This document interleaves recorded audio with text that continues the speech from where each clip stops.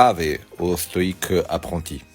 Aujourd'hui, je te donne le secret de l'invincibilité, avec le chapitre 19 du manuel d'Épictète. On écoute. Tu peux être invincible si tu n'engages jamais de lutte où la victoire ne dépend pas de toi.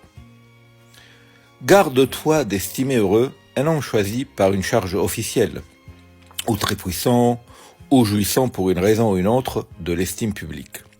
En effet, si l'essence du bien réside dans ceux qui dépendent de nous, il n'y a de raison ni d'être jaloux, ni d'être envieux.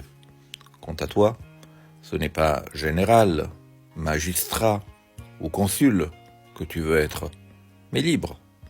Or, pour y arriver, il n'y a qu'un chemin, le mépris de ceux qui ne dépendent pas de toi.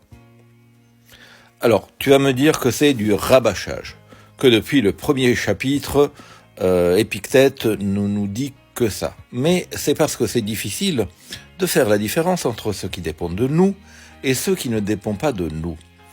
Et notamment quand on se sent souvent très coupable de telle ou telle chose. Pourquoi il m'a parlé comme ça? Pourquoi il a dit ça? Pourquoi m'a regardé comme ça? Etc. etc. Ça peut arriver, comme tu le sais, jusqu'à la paranoïa. Or, pour être libre, il faut se recentrer sur ses propres pensées, sur ses propres actes, et ne pas dépendre ni des pensées, ni des actes d'autrui. Est-ce que tu as bien compris?